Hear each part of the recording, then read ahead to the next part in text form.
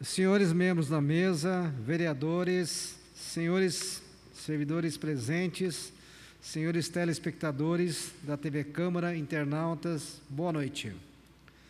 São 18h04. Declaro aberta a presente audiência pública destinada à demonstração do projeto de lei de autoria do prefeito Isaías Joé de Santana, que dispõe sobre as diretrizes para a elaboração e execução da lei orçamentária para o ano de 2022 e dá outras providências, conforme edital 04/2021, SC.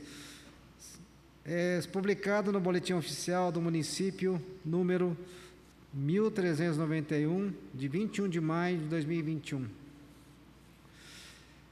Registro que a audiência pública é conduzida pela Comissão Permanente de Finanças e Orçamento dessa Casa, que é composta pelos vereadores Edgar Sasaki, presidente, Abner de Madureira, relator, Rogério Timóteo, membro. Agradeço a presença do senhor Celso Florencio, secretário de Governo e Planejamento da Prefeitura Municipal de Jacareí, dos senhores vereadores, aqui Abner de Madureira, também Rogério Timóteo, vereadora Maria Amélia, vereador Dude, vereador Roninha, vereador Paulinho dos Condutores e também o vereador Luiz Flávio. Servidores e de todo o público que nos assiste pela TV Câmara de Jacareí e pelos canais YouTube e Facebook. Convido o senhor Celso Florencio, secretário de Governo e Planejamento, para fazer a apresentação.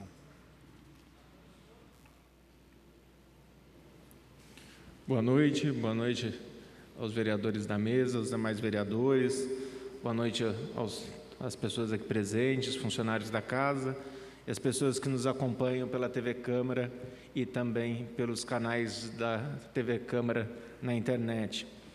Hoje a gente vai trazer a Lei de Diretrizes Orçamentárias.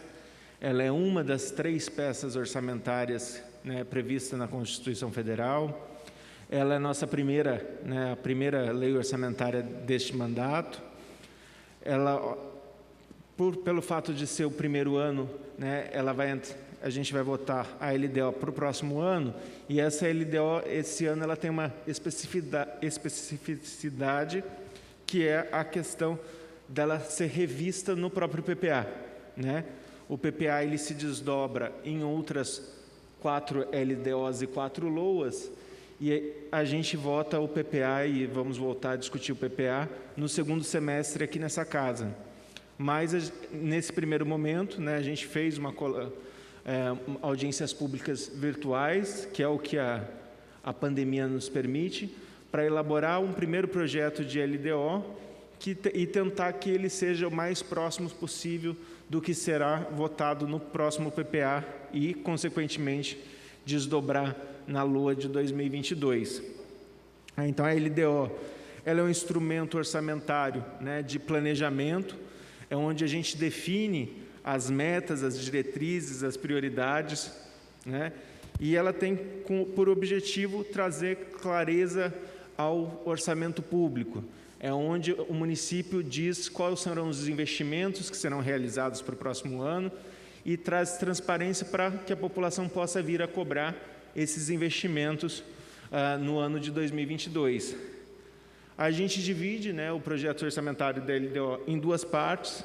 A primeira é uma previsão de receitas, então a gente provisiona conforme as receitas dos anos anteriores, discriminados por fonte, para a gente chegar a um número que seja uma receita prevista do município e, na sequência, distribuir essa receita conforme os gastos, considerando os compromissos já assumidos dentro da administração pública e também as possibilidades de investimento.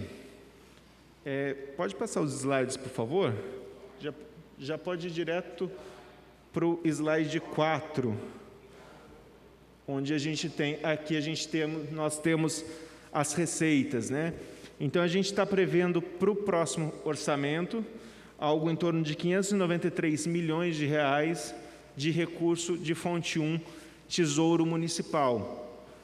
Essa fonte ela pode ser via, né, recursos de arrecadação própria, que temos com destaque para o IPTU, 54 milhões, e para o ISS, 77 milhões, e de transferências transferências de outras esferas de governo ao Tesouro Municipal, com destaque para o ICMS, 320 milhões de reais, e para o Fundo Nacional de Participação dos Municípios, 80 milhões de reais. Como que foi essa previsão de receitas? A gente está vendo aí que a gente tem 2 anos de queda de receitas, né? A gente teve aí 2 anos onde a pandemia impactou diretamente sobre a atividade econômica e isso, consequentemente, impacta nas receitas municipais. Então, a gente já está considerando que no próximo ano a gente tem um cenário de não pandemia, né, ou de pandemia controlada, com atividade econômica liberada e também melhor atividade econômica. Então, as receitas elas são mais otimistas para o próximo ano. Na sequência, a gente vai falar das despesas, né? Visto as receitas, a gente passa para as despesas com relação às secretarias e a destinação dos recursos. A primeira, Secretaria de Saúde, slide 7, por favor. A gente sai de um orçamento de 242 milhões para 253 milhões de reais e estão previstos o aparelhamento da UBS Central, né? A UBS Central ela já está pronta a parte de infraestrutura, mas precisa do aparelhamento, que só vai ocorrer ao fim da campanha de vacinação, que hoje a UBS Central tem sido utilizada nas campanhas de vacinação. Contratação de RH para a UBS Central, então isso está previsto na nossa próxima LDO. Adequação do transporte ambulatorial, que era realizado no antigo prédio da UPA Infantil, que hoje é a UBS Central. Para viabilizar a UBS Central, a ambulância precisou sair de lá, então a gente precisa de uma adequação desse local. E a construção da cobertura da farmácia, que também é uma demanda aqui da Casa Antiga, né? Alguns vereadores, inclusive, fizeram emendas para a melhoria da farmácia municipal. Isso está previsto para o próximo ano. Nos demais projetos, a gente tem a UBS do Jardim Flórida, né? Hoje, a UBS ela funciona no Emília, numa casa mais tímida, né? Então, é levar para o Flórida um imóvel maior, que já existe, mas precisa de uma adequação grande para que possa possibilitar um melhor atendimento para a população da região oeste. Contratação de médicos, né, para viabilizar, inclusive, esse atendimento das UBSs e das unidades de saúde da família. Informatização da rede de saúde e aquisição de demais equipamentos para a Secretaria de Saúde. Secretaria de Educação, a gente está aqui com a LDO de 192 milhões, né, sendo que quase 26% da aplicação do município, né, o mínimo constitucional é 25%, a gente está em 26%, e os projetos que estão contemplados para 2022 são expandir a tecnologia dentro das unidades escolares, né, sobretudo com a pandemia obrigou a gente a expandir a tecnologia e vai demandar ainda, né, que nos próximos anos a gente invista em tecnologia na rede municipal, ampliar as ações de alunos portadores de necessidades especiais, ampliar a rede do EJA, né, que é para ensino, né, em fundamental e médio de pessoas em idade adulta. E obras, a gente tem a creche do Maria Amélia, a segunda unidade do Vila Branca, a do Terras da Conceição e Portal Alvorada. E também o início, não construção final, mas o início da EMEIF do Vila Branca. Fundação Prolar, a gente está com um orçamento de 7 milhões de reais, previsto para 2021 e 22, a regularização e obras de infraestrutura. No 22 de abril, Bela Vista 1 e 2, Rua Javali, Avenida Mississippi, Veraneio Jal e Vila Ita 1 e 2. Na sequência, Secretaria de Segurança, orçamento de 19 milhões e 600, para manter as atividades da Secretaria e também a operação e expansão do COI. O COI hoje já é uma realidade, mas precisa estar em constante expansão e fortalecimento dos serviços de fiscalização e normas da postura municipal. Assistência social, a LDO está prevendo 31 milhões e 800 para a construção. Dentro das metas está a construção do centro de idoso no Parque Meia Lua, do CRAS Oeste e do abrigo institucional para mulheres. Secretaria de Esporte, 8 milhões e 500. Estamos aqui falando também da construção do centro de treinamento do rugby e pistas de skate espalhadas pelo município. Fundação Cultural, 7 milhões de reais para investimentos em formação cultural, fomento a manifestações artísticas e preservação do patrimônio cultural do município. Secretaria de Infraestrutura, 38 milhões de reais, sendo que os projetos estruturantes são recuperação viária e pavimentação nos bairros, sobretudo os que ainda não estão com 100% de asfalto, como Colônia e o percurso Colônia Rio Comprido e o percurso do ônibus no Viraneio Irajá, córrego seco, a drenagem, o córrego seco é a macrodrenagem do córrego seco, que é um projeto que inicia-se no próximo ano, ele não vai ter 100% da sua execução no próximo ano, mas ele vai envolver construção de piscinões ali na altura, na divisa entre o Parque Califórnia e o Cidade Salvador, e também melhoria das galerias no Jardim Luiza e Jardim Marcondes, porque hoje com os piscinões do Turi, essa região do Córrego Seco é hoje a região que mais afetada por incêndios no município de Jacareí.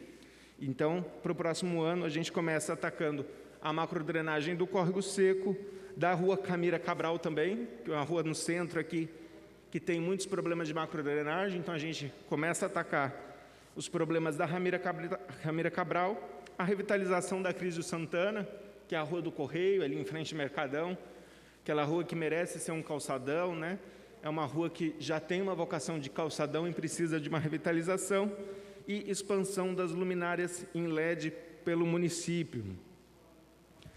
Secretaria de Mobilidade Urbana, 30 milhões e 800 para investimento em acessibilidade de ciclovia e educação no trânsito.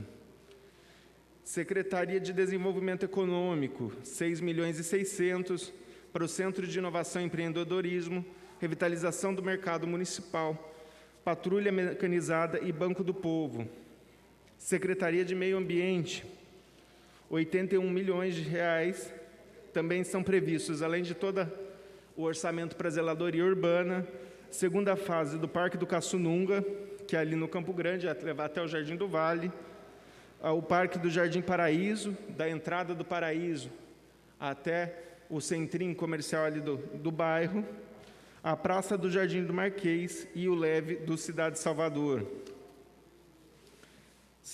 A gente está com uma previsão de receitas de 138 milhões para a rede de esgoto, despoluição do córrego do Turi, rede de água do Bom Jesus, Veraneio Irajá e Parateí do Meio, e rede de água do Centro, Jardim Jacinto, Meia Lua e Santa Maria. SRJ, 1.194.000 para a fiscalização dos serviços de água, esgoto e resíduos sólidos. A SRJ é a agência reguladora do município que fiscaliza tanto o SAI quanto a ambiental. A Secretaria de Administração, 15 milhões de reais, implantação do novo columbário e certificação do sistema de gestão de qualidade. Secretaria de Finanças, 3 milhões de reais para a gestão eficiente e responsiva dos recursos municipais. A Procuradoria Municipal, 7 milhões e 100, incluso a reforma do fórum, O Tribunal de Justiça tem sinalizado que pode começar essa obra, esperamos que comece essa obra e existe uma contrapartida municipal para a execução dessa obra. O Gabinete do Prefeito, 4.200.000 para a assessoria do prefeito, e toda a parte de comunicação, Secretaria de Governo e Planejamento, é onde estão as obras do CAF, então por isso que o orçamento é um pouquinho maior. Então ele está com 99 milhões, sendo que grande parte é recurso do CAF, mas também estão as emendas impositivas dessa casa, a parte de transparência ativa e governança e planejamento socioeconômico.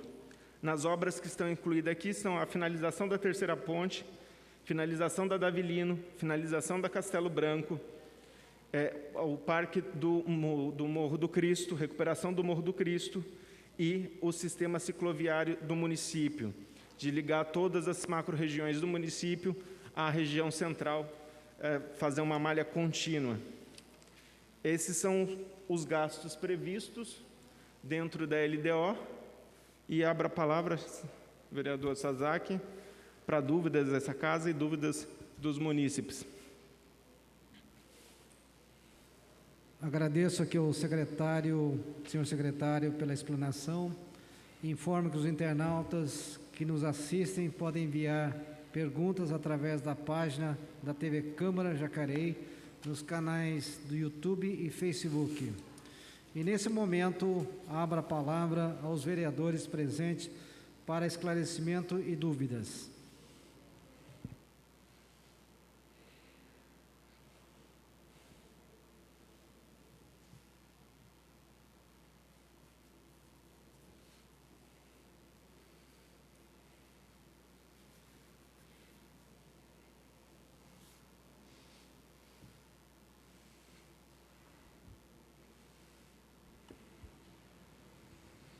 Bom, é importante destacar aqui, né, que as três grandes leis orçamentárias do município, né, como foi dito pelo Celso, tá, que é o PPA, que vai ser discutido no segundo semestre, a lei de diretriz orçamentária, que nós estamos discutindo aqui hoje, e, no final, ele vem a LOA, tá, que é a lei orçamentária anual. Tá, e justamente hoje, o Celso nos colocou mais ou menos a diretriz de como vai ser o ano que vem. Tá? Então, existe um planejamento no sentido de obras, né, estruturais e tudo mais, assim como também manutenção, tá? Gastos com servidores, como foi dito aqui pelo Celso. Né? Então, existe essa previsão, tá? Agora na lei de diretrizes, e pode ter alguma mudança também, conforme, né, for, na questão orçamentária, na lei orçamentária, que é a LOA no final, no caso. Tá? Então, se alguém de vocês ficar em dúvida, alguma coisa, está aberta a palavra a todos vocês. Só aproveitando a sua fala, né, Sasaki? A gente faz a previsão de receitas, né? A gente fez a previsão de receitas em março, né? Quando a gente envia para casa, a gente envia um mês antes, inclusive, de mandar o texto da LOA, e a situação econômica que a gente tem vivido, em 2, 3 meses, muda-se as projeções econômicas e, consequentemente, muda-se as projeções de receitas do município. Então, provável que na LOA exista algum tipo de acomodação devido a uma mudança da previsão de receita, pelo fato de uma mudança, esperamos que seja positiva, mas sempre existe uma mudança nesses 6 meses que separam a LDO de LOA, de previsão de crescimento econômico e de atividade econômica.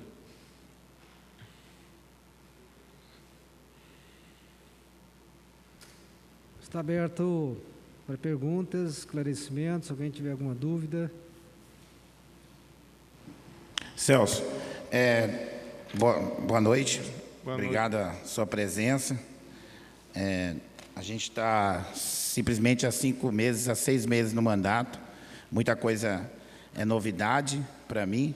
Os números favorecem muito o crescimento da cidade. Vi aqui pela sua fala. Com a sua experiência, você falou bastante rápido, né? Mas com a sua experiência e com a minha falta de vontade de aprender aqui, eu entendi bastante. Mas assim, Celso, primeiro, parabenizar o seu trabalho que você vem fazendo na cidade. Te acompanho desde a época da subprefeitura do Parque Minha Lua. E desejar para você muito que Deus te abençoe sua vida, né? Garotão novo e com essa responsabilidade que tem na cidade de Jacareí. Você, para mim, é um espelho na política, pelo seu trabalho, tá? Estou aqui para puxar saco seu não, é realidade isso, é fato, tá? E uma pergunta, duas perguntas que ficou, na verdade, 3 perguntas aqui que eu fiquei em dúvida. A hora que você falou aí de construção de um leve. A casa provou, por esses dias, o projeto de autoria aí do Rodrigo Salomão, né? Da mudança, da postura, do descarte irregular de lixo. E no planejamento aqui, deu para entender que vai ser construído mais um leve, correto? E a cidade como todo está precisando de um tratamento desse como leve. E podia pensar com mais carinho em algumas outras regiões que também necessitam desse leve.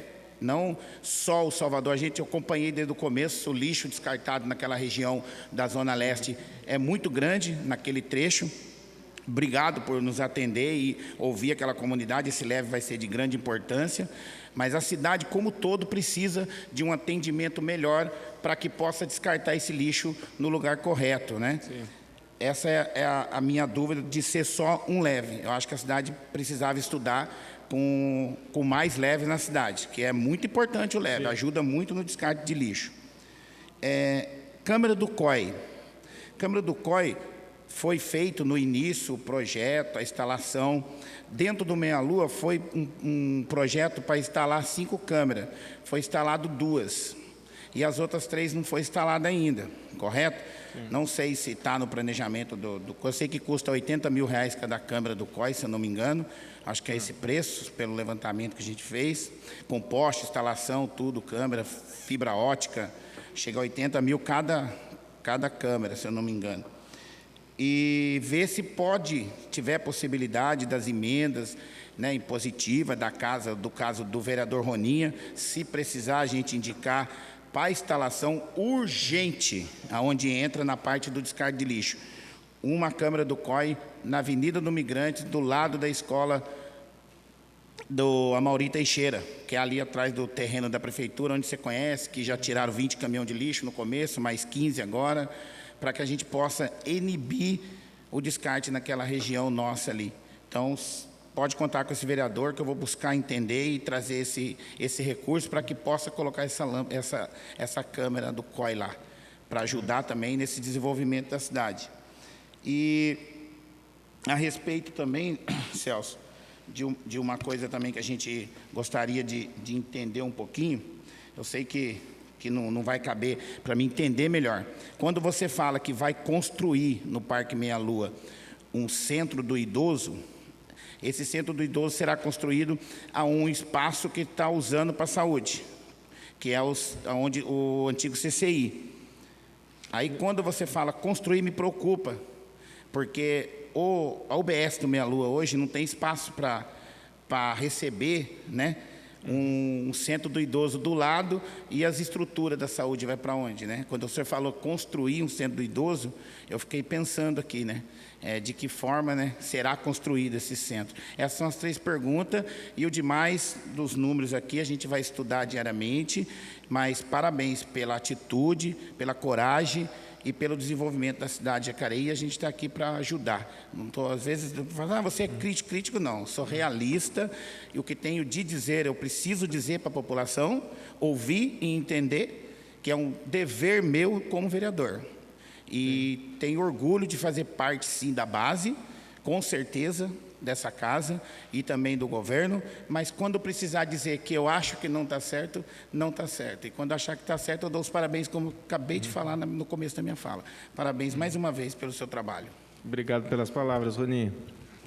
Das 3 questões do leve, a gente já começou um trabalho, né, de melhoria da educação ambiental, né, que tem que ser associado. Hoje o município ele tem uma estrutura de leves razoável, mas também falta evolução na educação ambiental. E a Secretaria do Meio Ambiente hoje já está trabalhando para a reformulação dos leves. Então, provavelmente, para o próximo ano, a gente só tem esse leve novo, mas a gente vai reformular os existentes para melhorar o que já tem, que hoje está com uma estrutura defasada. Para os próximos anos, a gente talvez consiga evoluir um pouquinho mais, mas concordo com a sua fala, o leve tem um papel importantíssimo, mas também precisa associar com educação ambiental porque a gente tem muito problema, inclusive, com a utilização do próprio leve, das pessoas largarem no final de semana na porta do leve, né, e não esperarem o leve abrir para levar. Então, tem uma série de problemas relacionados que tem que combater com muita educação, né? Então, a educação ambiental também tem que ser tratado paralelo. Concordo com a sua fala, de que precisamos mais, mas hoje o que é possível fazer é melhorar os existentes e, na sequência, abrir esse primeiro.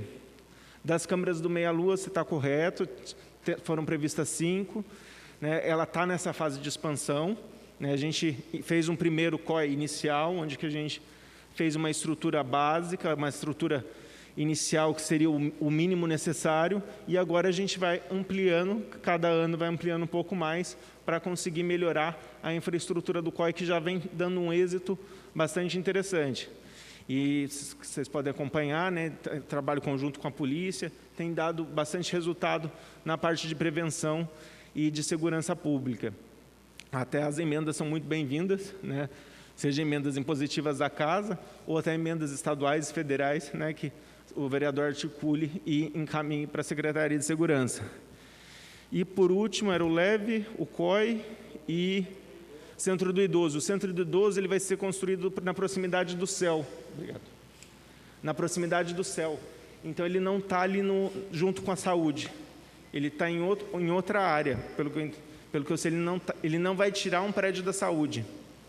Celso, só para me entender, porque aqui no informativo está dizendo que será construído no antigo CCI. E o antigo CCI é do lado do posto de saúde. É um prédio que fica do lado do antigo CCI, que era o centro... Isso, obrigado. Lá na praça? Isso, não, do lado do posto de saúde. Do lado da quadra, né, que envolve a quadra, o posto e tudo. Então, a minha preocupação é que nem... Chegou, graças a Deus, chegou uma emenda de R$100 mil aí que a gente conseguiu, né, com o deputado, Márcio da Farmácia, e vamos mandar para o posto de saúde para poder tentar mudar a mobília, a estrutura ali da recepção, para dar um atendimento melhor ali para a população.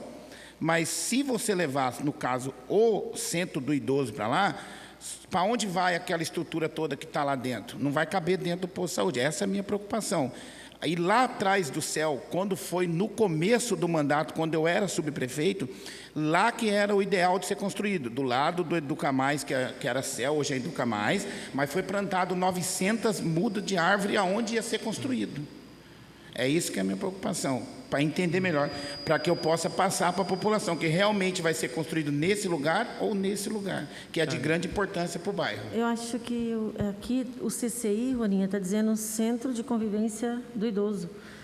Então, o local fica realmente na reunião que nós tivemos, é lá no CEL, e o CCI aqui quer dizer Centro de Convivência do Idoso, a construção. Que é um programa, inclusive, em parceria com o governo do Estado. Sim, obrigado, Maria Amélia. Mas a própria secretária da Saúde comentou, junto ao prefeito, eu estava presente, que seria construído lá, do lado do posto de saúde, para aproveitar a quadra, para fazer exercício na quadra com os idosos. Queria até partir aquela quadra no meio, para parar com o barulho da quadra, por causa do posto de saúde. Essa foi a conversa. Que ia derrubar aquela malha, tirar aquela malha, colocar grade ao redor. Essa foi a última conversa. Então, eu estou preocupado com isso. Essa é a minha dúvida. Aqui a gente fez a previsão orçamentária, Rony, então, mas isso não impede de você conversar com a Secretaria de Saúde e com a Secretaria de Assistência, que são quem irão viabilizar o projeto, para uma readequação, se for o caso, de transferir para outro... Por enquanto, não tem nenhum projeto ainda. A gente só está fazendo a disponibilidade orçamentária para a construção. Então, ainda cabe margem para essa negociação e, se for o caso, para readequação ou realocação. E quando eu falo assim, porque eu acredito em você, acredito nos números, acredito no seu trabalho, por isso que eu falo que vai acontecer. Então, eu tenho fé que vai acontecer. Não é só uma possibilidade, isso aqui é um fato que vai acontecer. Eu creio que isso aqui não vai ficar só no papel. Não, é a disponibilidade orçamentária. Tenho comigo que vai sair do papel e vai ser feito para a cidade. Mas ainda está em tempo de alterar. Tá, então, vale a pena você conversar, expor os motivos de que não deveria ser ali, junto à Secretaria de Saúde e de Assistência, para conseguir alterar o projeto ou realocar, se for o caso. Porque eu estou tendo problema na última visita lá da escola. Então, eu não quero ter o problema também com outros chegada de equipamentos públicos para o Meia-Lua. Porque está tendo um problema na escola e a gente vai ter que estar discutindo isso aí mais vezes. Não é o momento agora, mas obrigado, Celso, mais uma vez. E essa era a minha dúvida, tá bom? Obrigado mesmo.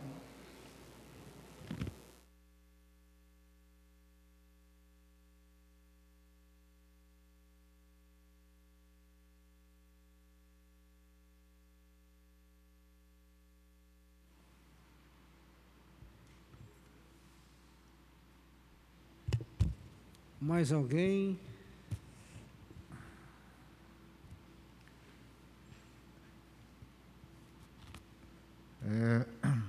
Boa noite, Sazak, preside essa comissão, pastor Rogério Timóteo, vereador Abner, Celso.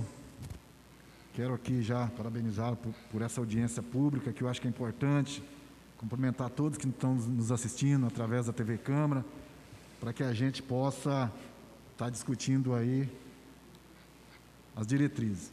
Celso, eu tenho alguns questionamentos, né, em relação... Eu quero começar aqui, primeiramente, pelo esporte. Né, eu sou um dos defensores do esporte, principalmente em relação ao futebol. Né, e a gente... que já aconteceu aqui no passado, eu acho que nós temos que trabalhar para não acontecer de novo. Né, nós tivemos campeonatos amadores aqui na nossa cidade, que a final foi para Guararema, foi para São José dos Campos, e eu penso comigo que uma cidade de 235 mil habitantes não pode mais acontecer. E aqui eu estou vendo aqui, né, que praticamente não fala nada em relação a campo de futebol. Né, tendo em vista que na nossa cidade hoje, a maioria dos campos, né, não tem muitas condições, e a reivindicação de vários bairros hoje, né, que são grandes, de não ter campo de futebol. Né, eu acho que teria que traçar uma meta, né? Se a gente conseguisse aí fazer um campo por ano na nossa cidade, com certeza, né, ao final desses 4 anos, a gente teria mais 4 campos de futebol na nossa cidade. E o futebol hoje, né, eu acho que as administrações que têm que ter olhos voltados, né, principalmente para o futebol de base, né, onde essa garotada muitas vezes fica ociosa, né, não tem muitas vezes um esporte, não tem um lazer, e nós sabemos que o futebol hoje está no coração do brasileiro, né, no coração das pessoas. E aqui, né, eu só vi aqui a construção do centro de treinamento do rugby, né, e uma pista de skate. Eu acho que é importante para a nossa cidade, né, mas aqui fica o meu questionamento em relação ao esporte, né, de não ter mais uma vez aqui, e desde as outras eu venho batendo, né, para entrar aqui, para que a gente possa fazer mais campo, para que a gente possa, no mínimo, aqui dar condições nos campos que já tem. Então, essa é uma das reivindicações que eu faço, né, em relação ao esporte, ao futebol da nossa cidade, que a gente tem que trabalhar para cada vez mais chamar a atenção. Então, eu vou continuar cobrando. Eu acho que em todos os anos a gente fez esse questionamento, né, se reformou aí alguns campos, mas ainda é pouco para a nossa cidade. Se hoje você pegar, né, Jacareí, uma cidade com mais de 140 bairros, né, praticamente tem aí, em condições de disputar um campeonato hoje, não tem mais do que 5 campos. Isso é ruim. É ruim porque a gente sabe que tem muitos atletas na nossa cidade, inclusive aqui a nossa cidade é palco de revelar atletas, não só no futebol, como em outras áreas também. Então, essa é a cobrança que a gente faz aqui em relação aos campos de futebol. No Parque Santo Antônio também, Celso, queria fazer um questionamento, né, em relação da reforma do postinho do Parque Santo Antônio. O Parque Santo Antônio hoje, se não me engano, é o 2º maior bairro, né, da nossa cidade de Jacareí, e a gente vê ali o postinho do Parque Santo Antônio, o BS do Parque Santo Antônio, precisando de uma boa reforma. Né? São muitas pessoas que é atendido ali no Parque Santo Antônio, e ali o BS não é atendido só do Parque Santo Antônio, é Maria Amélia, Bela Vista, enfim, toda aquela região muito grande ali. Né? E aqui também eu não vi nada em relação ao BS do Parque Santo Antônio. Né? E também no Parque Santo Antônio um leve. A gente acabou de votar aqui um projeto, né, onde a gente penaliza as pessoas que jogam lixo em qualquer lugar, em qualquer setor. E o Parque Santo Antônio, a gente é muito cobrado ali naquela região, por não ter um leve. É um bairro populoso, né? Ali você pega toda aquela região ali, Maria Amélia, Parque Santo Antônio, enfim, é uma região muito grande ali e não tem um leve. As pessoas não têm aonde fazer o seu descarte, né? E aqui eu vi também, né, que está aqui para ser construído só um leve, cidade de Salvador, que eu acho que precisa, necessita, mas também fica essa reivindicação aí no Parque Santo Antônio, para que possa atender a comunidade daquela região.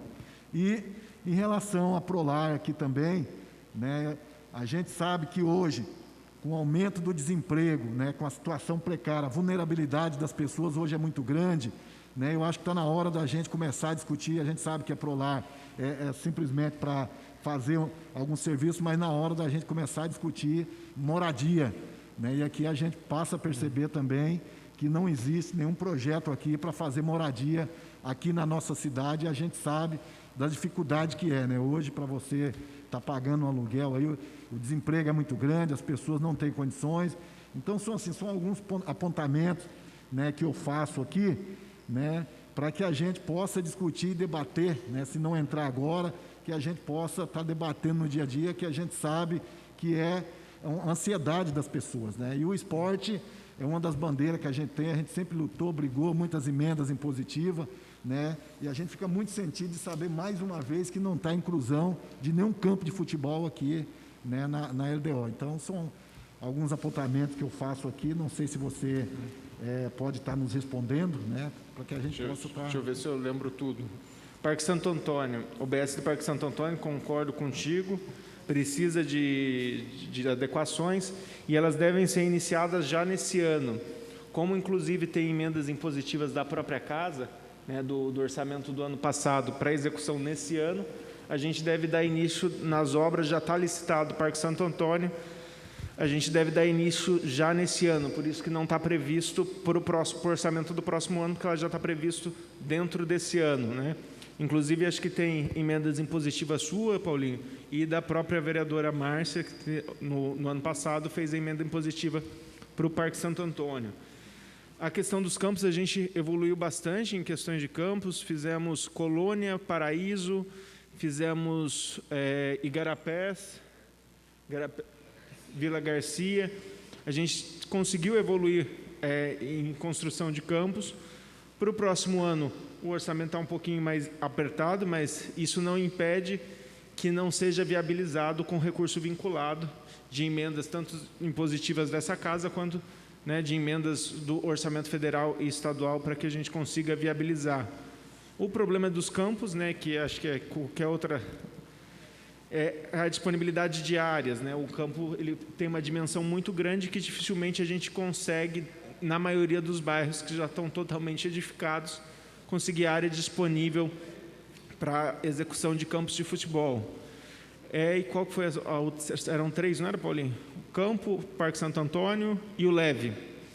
O leve, né, cai na mesma questão que o Rony apontou, precisa, né, de leve. O Parque Santo Antônio tem um problema um pouco maior, porque não temos área, o bairro já está totalmente construído, né, então, e o leve não é algo que as pessoas querem para próximo da sua casa, né, porque é lixo, é resíduo, então tem que estar uma área um pouquinho mais afastada, mas a gente tem estudado a expansão dos leves para o município, e aquela região realmente não tem um leve nas proximidades, mas talvez ali na altura da José Teodoro ou alguma no Maria Amélia possa encontrar uma área que favoreça ali para o Parque Santo Antônio. Acho que eram essas 3 perguntas, né, Paulinho? Da moradia do Prolar. Moradia da Prolar. Moradia dentro das competências entre Estado, município e União. Estado e União sempre concentraram recursos em moradia, porque a execução de 10 casas populares, né, ela vai consumir do município, no mínimo, 1.200.000. 1.200.000, na capacidade de investimento do município, é um valor muito alto para 10 moradias, que não dá um retorno muito grande. A gente vai atender 10 famílias, né? Então, por isso que o município acaba indo na direção do aluguel social, que é onde o município tem capacidade de ajudar as famílias. A moradia sempre foi programas federais ou estaduais, vide CDHU, Minha Casa Minha Vida, né? E agora o Casa Verde e Amarela do governo federal. A gente tem trabalhado junto com a Secretaria Estadual de Habitação e junto com o Ministério de Infraestrutura, quem coordena essas atividades, mas também devido à escassez de recursos nesses dois âmbitos de governo, tem sido liberado pouquíssimos programas nessa área. Se tudo der certo, no próximo ano, liberando-se mais do orçamento da União e do orçamento do Estado, que é onde concentram as atividades de moradia, né, a gente possa atuar um pouco mais na questão de moradia. A questão a Prolar, ela tem trabalhado bastante em regularização fundiária, que é dar o título e regularizar, levando infraestrutura para áreas onde já existe assentamento de pessoas há muito mais anos. A gente tem uma série de assentamentos irregulares, consolidados no município, onde a Fundação Prolar tem que atuar para ajudar que essas pessoas tenham a regularidade e tenham seus títulos das suas casas. Mas isso não impede do município viabilizar ainda esse ano ou no próximo ano, junto aos demais governos, a construção de habitações populares. Mas isso não depende exclusivamente do município. Aqui, só para fechar, Celso, tem a regularização fundiária, né, aqui para 2022, onde inclui aqui o Cepinho, né? O Cepinho. Cepinho, Porto Velho e a Chucuru. Então, esses bairros aqui estão na previsão de regularização em 2022, né? Aqui embaixo está escrito, a regularização acima se refere a trechos dos bairros e não os bairros inteiros. Essa é uma pergunta. E está também previsto aqui para 2022 o término, né, ali do Campo Grande, do Jardim do Vale, a extensão do Parque Linear até o Jardim do Vale. Isso. Está previsto para o ano que vem, mas se tudo der certo, a gente consegue executar ainda esse ano. Então, a gente está previsto no orçamento, mas havendo possibilidade, a gente termina, porque ali está muito fácil de terminar, né? Está tendo um pouquinho mais de disponibilidade orçamentária, a gente chega lá.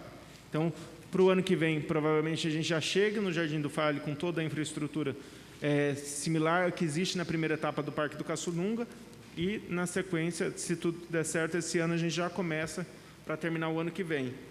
Deixa eu só localizar aqui da Prolar.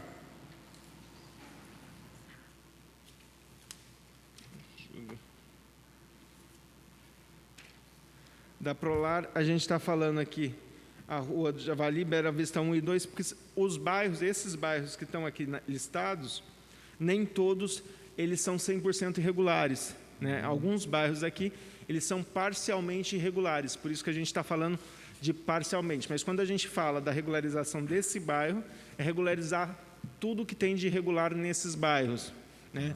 Ali no Jardim Paraíba existe uma ocupação, né? O Jardim Paraíba não é um bairro irregular, mas existe uma ocupação dentro do Jardim Paraíba que será regularizado pela Prolar. Por isso que se diz que é parcial do bairro, porque o bairro é regular, só existe um trecho onde não é regular, uma região do bairro onde que não é regular. Então, daí é para o bairro inteiro passar a ser regular.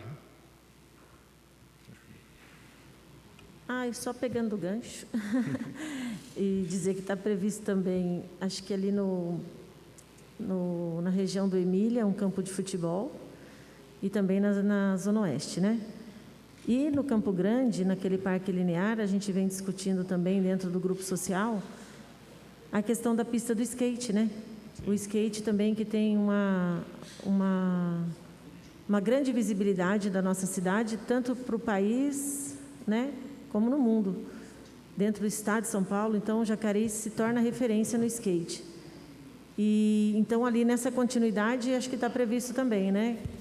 A pista do skate, que é o street.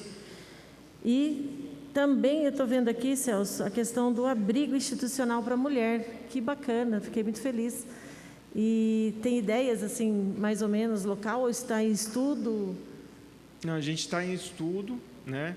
Recentemente, até, a SAS, acho que ficou uma parceria com o Instituto da Avon, né? Para, inclusive, que a Rede Arco e a Avon viabilize essa política pública para proteção da mulher. Então, a gente já está segurando um recurso orçamentário, mas também existe essa parceria com a Avon e com Instituto Arco, da rede de hotéis, para viabilizar esse abrigo para as mulheres. Você está corretíssimo. O Parque Linear do Caçununga vai ter pista de skate, tem ciclovia, passeio, né, vai ter uma praça mais ao fundo. Então, o projeto ele é um pouquinho mais complexo, mais completo. A gente vai levar mais atividades de lazer para aquela região. Legal. E também, Celso, eu não sei se vocês já definiram o local, mas eu tinha até pedido uma ajuda ao Abner, né, Abner? E ele fez um apontamento do abrigo ser ali é perto do Educa Mais, onde era o acolhimento dos menores ali, né, Abner? Aqui, atrás do Educa Mais Esperança. De repente, a casa acho que está fechada, de repente, se puder, né, uma indicação, né, desse local, já pensando nessas mulheres para a rede protetiva também. Vale uma indicação aqui da casa. Tá. Eu acho que é isso. Celso, maravilha. Posso continuar aqui mais uma pergunta? Ó, a respeito das LED, já tem um pedido, já está em discussão. Eu tenho por mim que pelo menos meia-lua ali nós vamos conseguir 500 mil para dar um tapa naquela região lá e fazer aquele meia-lua clarear lá, dar luz naquele lugar lá. Eu espero que chegue, né? E nesse mandato ainda, eu espero. A respeito da Prolar, vamos lá. Parque Meia-Lua tem 21 casas no Jardim Conquista que vem há mais de 10 anos pagando aluguel. Eu fiz uma conta rápida, que tudo tem que ser muito rápido, mas por mês a Prolar pagando R$ 830 por pessoa, por moradia, está dando R$ 17.430 de aluguel mensal. Está dando R$ 209.160 ano. E está dando, em 4 anos de mandato, R$ 836.640. Você falou no início da sua fala que 10 casas custaria R$ 1.200.000. Se tivesse condições de fazer um planejamento melhor, esse dinheiro que a Prolar hoje está pagando de aluguel, não daria para ter construído essa casa e esse dinheiro hoje estava no cofre da prefeitura para usar em outro benefício? Qual a conta que você fez, Juaninha? Qual conta que você fez? Conta? Isso, você fez quantas casas? 21, que foi demolida. Então, são 21 famílias que hoje têm o auxílio aluguel. E o auxílio aluguel é 830, correto? Em 830 deu 17.400, eu fiz muito rápido aqui, se eu tiver errado em algum número, depois a gente corrige melhor. Mas por cima já deu percentual para mais ou para menos, é por aí. 17.430 mensal. Deu anual 209.160. Em 4 anos, deu quase o valor de 10 casas, deu 836.640. E é um dinheiro que está vindo da Prolar em aluguel. Por que não em construção, para retirar essas famílias no sofrimento que eles vivem? Por mais que eles recebem o aluguel, Celso, é um sofrimento de que o proprietário quer a casa de volta, pega o móvel, desmonta o móvel, leva o móvel. É móvel que quebra, né? Às vezes até humilhação passa, não é por causa do dinheiro, é uma dificuldade para esses moradores. São 21 famílias que vêm há ano e ninguém toma uma providência. Então, a minha preocupação é, esse dinheiro deveria, então, estar fazendo essas casas hoje em 2 mandatos, no caso, 8 anos, teria resolvido pelo menos esse problema para a cidade. É o meu pensamento, não sei se os meus números não estão batendo. É que mais gente também precisa do auxílio aluguel e não só esse grupo de família. Então, isso acaba inviabilizando pela demanda do município de quantidade de auxílio aluguel, viabilizar tudo isso em construções. Mas o município tem tentado, junto, né, e aí precisa de uma parceria com o governo federal e com os governos estaduais, né, o governo estadual, para viabilizar a construção e atender justamente essas famílias que estão no auxílio aluguel. Então, toda vez que viabiliza, né, sobretudo faixa 1, as primeiras famílias a entrarem nos programas são as famílias que já estão no auxílio aluguel. Então, o auxílio aluguel é uma coisa transitória até que se consiga esse tipo de parceria e a viabilização dessa política pública de habitação. Mas a minha preocupação é que vai há 13 anos, né, nessa parceria que não chega, então a preocupação é, precisamos dar uma solução para os moradores do Jardim Conquista, que vem há ano arrastando, mudando móvel, desmontando móvel, volto a repetir. É um sofrimento. Então, precisava entrar também nos próximos planos, nas próximas ideias, né, um pensamento um pouquinho para aquela região lá do Jardim Conquista.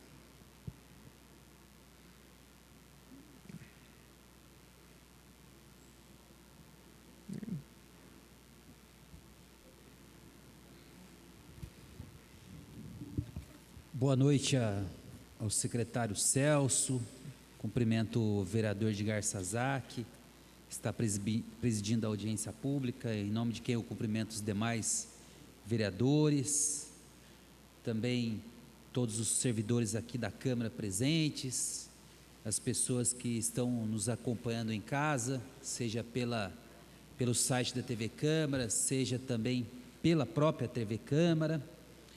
E era muito importante, né, que nós tivéssemos mais pessoas aqui para discutir essa que é uma lei fundamental para o planejamento financeiro, econômico da nossa cidade e também os investimentos que serão concretizados por meio dela.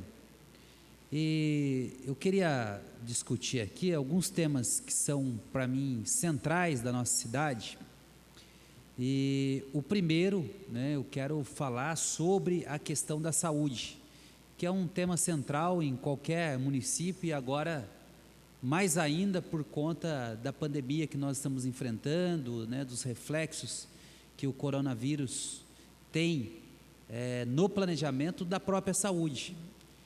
Você sabe que nós estamos tendo um evento agora que os municípios, e com razão, estão centrando atenção no combate ao coronavírus, mas um grande passivo está sendo reprimido na saúde pública, né? Muitas pessoas que precisam de cirurgias, muitas pessoas que precisam de outras especialidades, elas não estão sendo atendidas, muito embora pela priorização em razão dessa pandemia que ainda estamos a passar, né? Alguns ainda dizem que vai haver a terceira onda. E quando a gente pensa no futuro da cidade, quando a gente pensa no planejamento da cidade, a gente pensa nesses projetos mais estruturais. E eu acho que o projeto mais estrutural, né, que todos cobram na cidade, e já é um bom tempo, né, que governos se sucedem e a gente não consegue alcançar esse projeto, é o Hospital Municipal, né? Nós temos aí esse desejo do município construir o Hospital Municipal há muito tempo. Há muitas pessoas que desejam isso e é necessário, né? Porque Jacareí hoje tem uma demanda muito maior, uma cidade que desenvolveu bastante nos últimos anos e a gente percebe que há necessidade da cidade ter um hospital municipal. Hoje, quem faz as vezes do Hospital Municipal é a Santa Casa de Misericórdia de Jacareí, que, por sinal, está sob intervenção há um bom tempo. Então, há uma discussão que a gente acompanha do governo, que é também pensar o fim dessa intervenção na Santa Casa de Jacareí.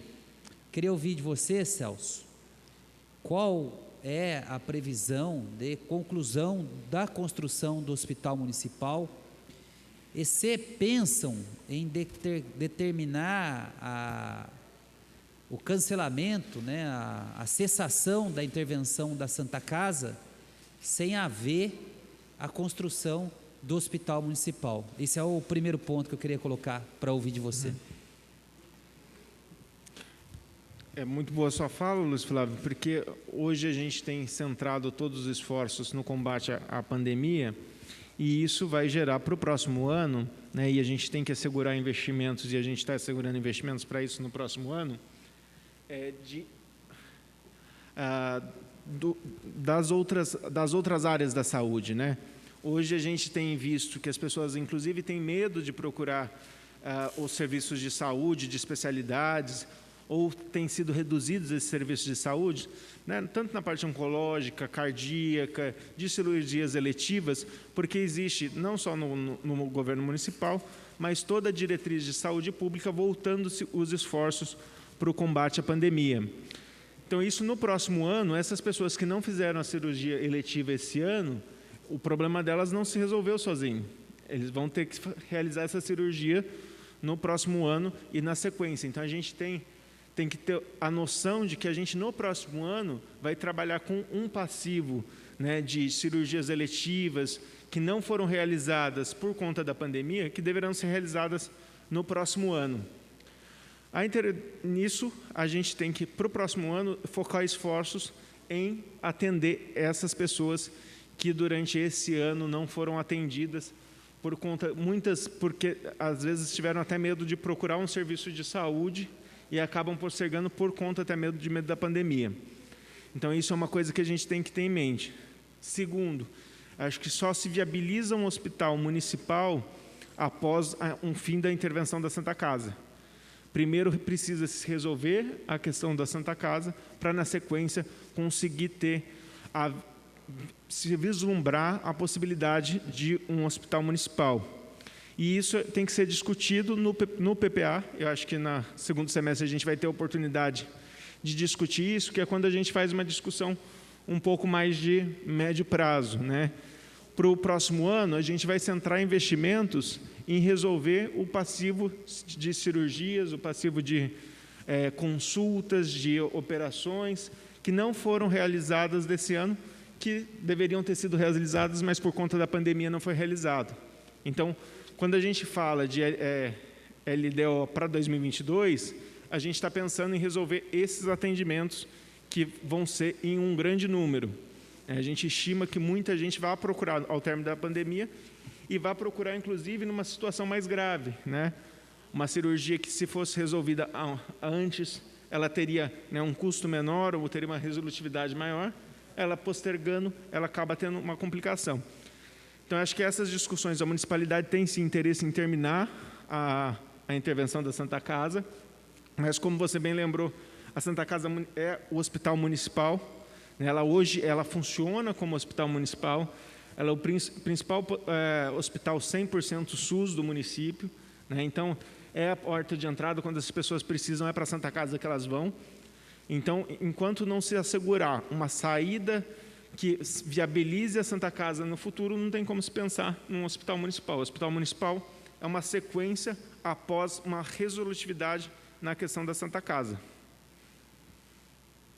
Diante desse seu posicionamento, né, eu queria aqui colocar uma questão, né? Já se pensou em, na verdade, em abrir mão de uma construção de hospital municipal e aproveitar a estrutura da Santa Casa e determinar a municipalização da Santa Casa, né? A Santa Casa tem um know-how centenário, né? A cidade conhece a Santa Casa há muito tempo, né? Parece que a Santa Casa é, né, um patrimônio da cidade. E já se pensou como política alternativa, porque essa construção, salvo engano, no ano de 2018, né, acho que até o vereador Abner foi a Brasília, né, anunciou-se a construção por conta desses recursos que vieram, vereador Paulinho dos Condutores, vereador Rodrigo Salomão, e havia até um terreno preparado para a construção desse hospital municipal, né, criou-se uma expectativa muito grande na cidade. Pronto-socorro, né? Pronto-socorro. Pronto-socorro municipal, havia uma expectativa muito grande na cidade, né? E isso acabou não se viabilizando. E já se discutiu, né, que seria talvez menos oneroso assumir a Santa Casa e municipalizar a Santa Casa? A gente tem um problema jurídico, é uma das possibilidades, sim, né? Mas a gente tem tanto problema jurídico por conta de ainda existir uma irmandade, né, e que pode acionar, e pela conta do passivo trabalhista e tributário gigantesco da Santa Casa. Essa é uma discussão que tem sido feita, né, mas ela se viabiliza se houver um planejamento de finalização do passivo trabalhista e tributário. Sem um vislumbre de uma resolutividade dessas duas questões, você não tem nem como municipalizar também a Santa Casa. Mas essa é uma saída alternativa também, né? Como eu disse, não tem como se pensar no hospital municipal sem se pensar numa resolução, numa solução para o problema da Santa Casa. Então, a partir do momento que a gente avança numa solução do problema da Santa Casa, e se a gente tem um hospital público 100% SUS, que está dando conta da demanda do município, pode não ser interessante construir um novo hospital, sendo que se já tem um que não precisa ser da prefeitura, mas um 100% SUS, que tem dado conta e até feito um bom trabalho ao município. Então, isso tem se levado em consideração. Legal. Vou partir para o segundo ponto aqui, que é com relação à questão de moradia, né?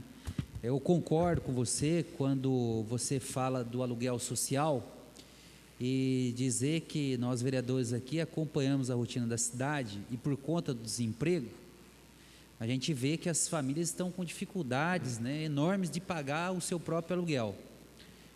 Essa semana a Assembleia Legislativa aprovou um projeto, né, suspendendo os despejos das pessoas no Estado de São Paulo.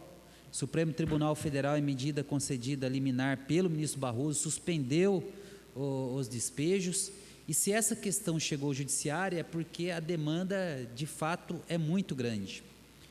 Você tem notícia de qual o valor, né, que foi aplicado no auxílio aluguel do ano passado e qual o aumento dessa verba para esse próximo ano? Olha, eu não vou ter o exato de valor de auxílio aluguel, mas a gente está saindo aqui de 5 para 7 milhões de orçamento da Prolar, e você esteve à frente da Prolar, você sabe que grande parte desse orçamento é consumido por auxílio aluguel. Todas as despesas da Prolar, elas são muito menores comparado à despesa com auxílio aluguel. Então, aqui a gente já tem um avanço de 2 milhões aqui, né? A gente está saindo de 5 milhões, indo para 7, e grande parte desses recursos também estão direcionados para o auxílio aluguel, que é uma realidade no Brasil inteiro.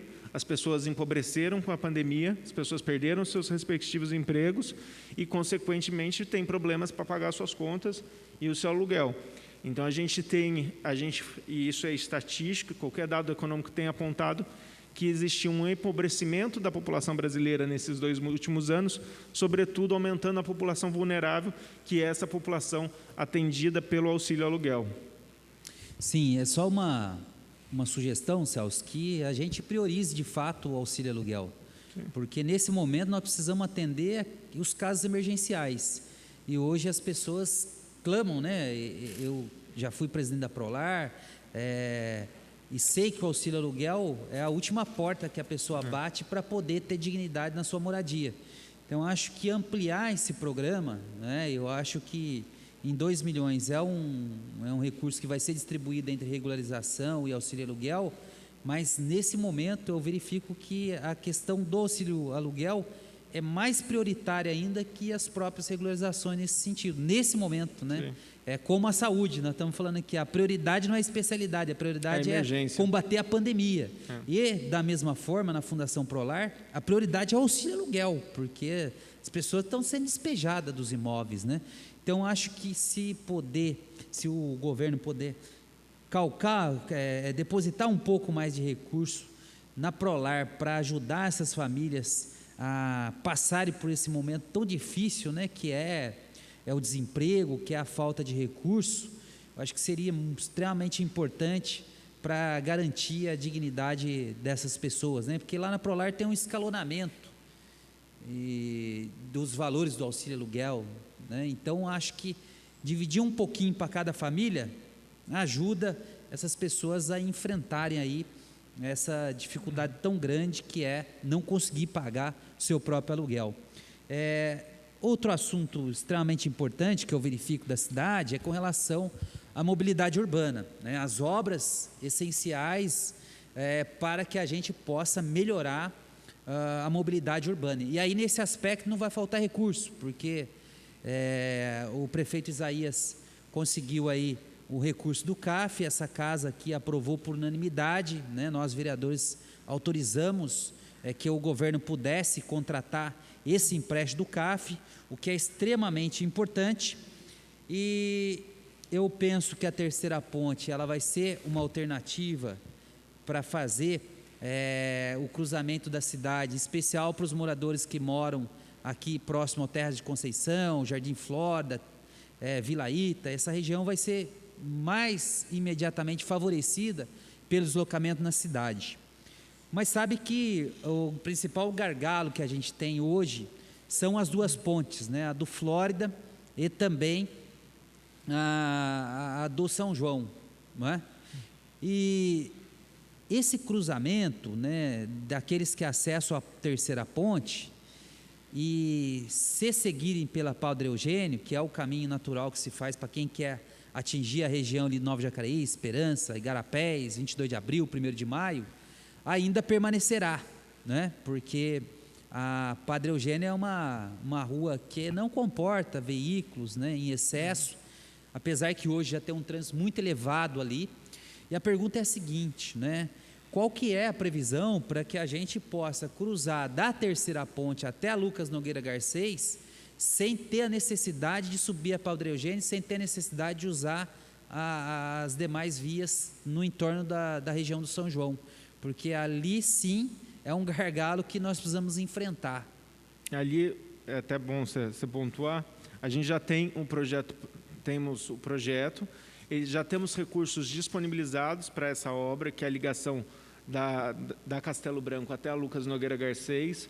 Então, ali saindo da altura do Banquiô, né, no final no meio para o final da Lucas, e chegando tanto na Avenida Projetada, na Padre Eugênio, quanto na Alfredo de Moraes e na Industrial, para ter acesso a Castelo Branco.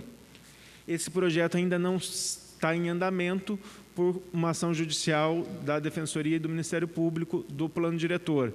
Então, a Prefeitura tem avançado com as negociações com o Ministério Público e Defensoria na tentativa de viabilizar essa obra, que é de extrema importância para a região oeste, mas ela ainda está na dependência de um acordo com o Ministério Público e Defensoria para a viabilização dessa obra. Recurso já existe recurso, inclusive, do empréstimo do CAF para essa obra, né? Existe um projeto básico que precisa só ir para a execução. Então, a gente está na aguardo da autorização do Ministério Público e da Defensoria para partir para as licenças ambientais e, consequentemente, terminar essa obra.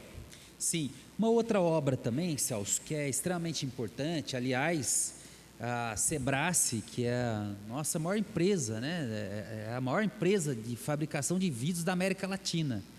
E eu me lembro que o governo do Estado de São Paulo e a Prefeitura, à época, o então prefeito Hamilton, eles celebraram um acordo, né, com a própria empresa de aumentar a planta da Sebrace, né?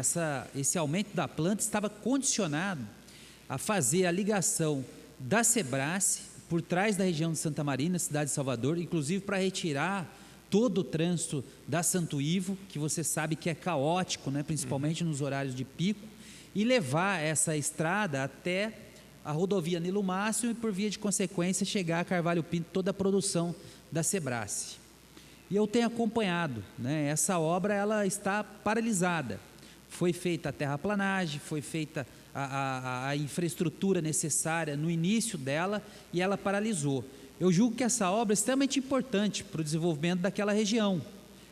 Extremamente importante. Queria saber, né, qual o prazo de retomada, a negociação com o governo do Estado, que eu sei que é uma obra que demanda um recurso considerável, porque nós não podemos perder essa oportunidade, né, de fazer com que aquela região tenha esse escoamento, né, a gente libere mais o trânsito na cidade de Salvador, na região, e ao mesmo tempo garanta a empresa para que ela possa escoar a sua produção de uma forma mais adequada.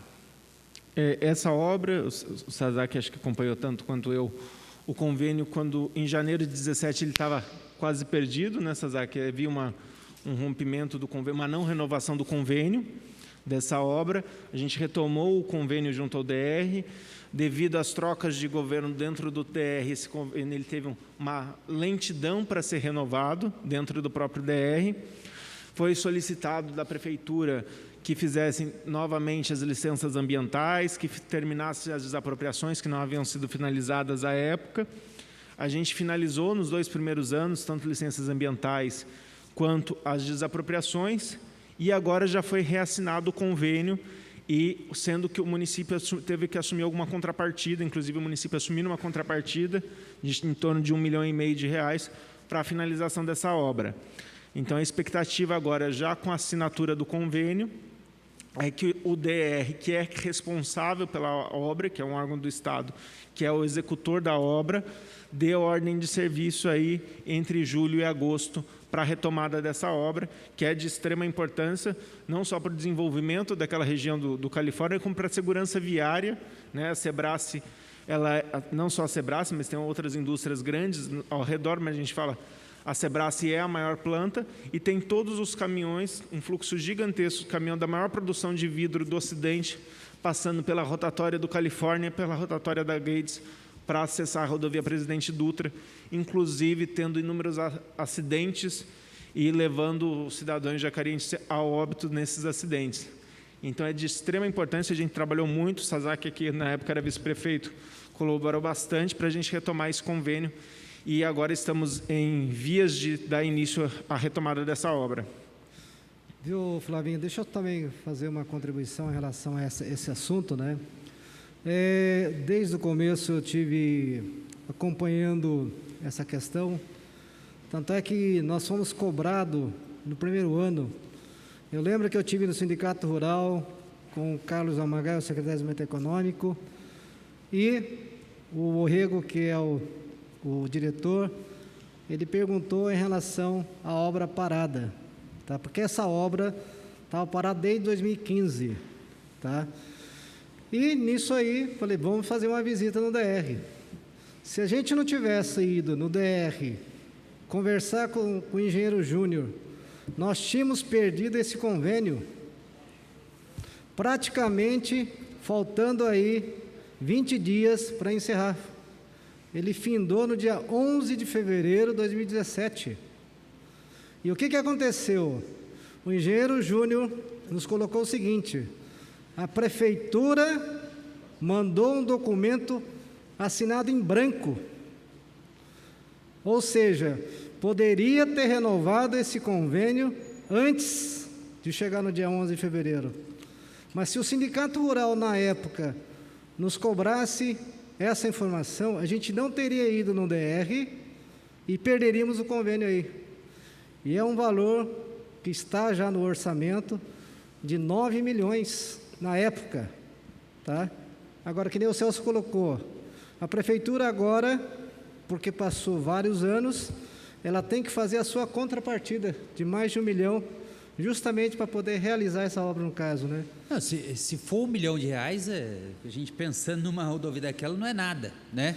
O que eu acho que vai acontecer... Mas o mais grave de tudo isso aí foi a questão que a obra estava parada desde 2015 e ela não foi renovada. Então, e dizer o seguinte, se 9 milhões era o convênio de 2015, esse valor certamente ultrapassa, vamos pôr, o dobro, o triplo.